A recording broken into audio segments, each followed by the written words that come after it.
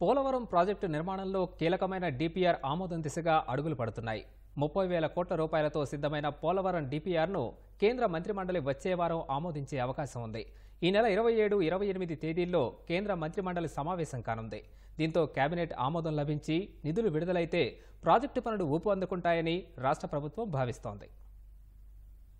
పోలవరం తొలి దశకు అవసరమయ్యే పూర్తి నిధుల్ని అంచనా వేసి ఇప్పటికే డీపీఆర్ను రూపొందించారు.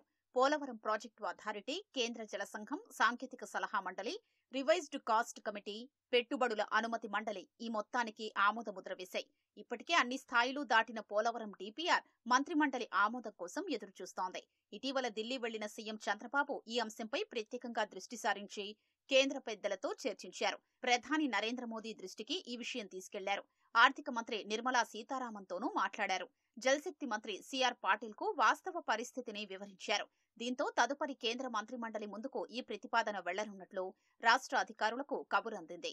పీఎంఓ ఆదేశాల మేరకు ఆర్థిక శాఖ ఈ ప్రతిపాదనను మంత్రిమండలి ముందుంచుతుంది.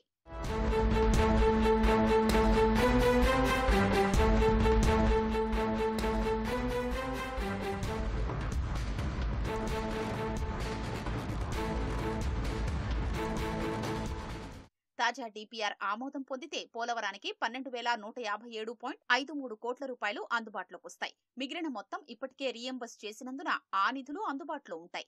రాష్ట్ర ఆర్థిక పరిస్థితుల్ని దృష్టిలో ఉంచుకుని ఆ మొత్తం నిధులు అడ్వాన్స్ గా ఇవ్వాలని రాష్ట్ర ప్రభుత్వం కోరుతోంది. ఎలాగూ కేంద్ర బడ్జెట్లో కేటాయింపుల ద్వారా ఈ నిధులు ఇవ్వడం లేదు. 2016 తర్వాత నాబార్డుతో కేంద్రం ఒప్పందం కుదుర్చుకుని వారి నుంచి కేంద్రం రుణం రూపంలో పొంది రాష్ట్ర ప్రభుత్వానికి అందిస్తోంది. దీంతో పోలవరం ప్రాజెక్టుకు ఇవ్వబోయే 12,000 కోట్ల రూపాయలకు పైగా నిధుల్ని అడ్వాన్స్ గా ఇవ్వాలని కోరుతున్నారు. ఆ నిధులు వస్తే ఆర్థికంగా వెసులుబాటు ఉంటుందని రాష్ట్ర ప్రభుత్వం భావిస్తోంది.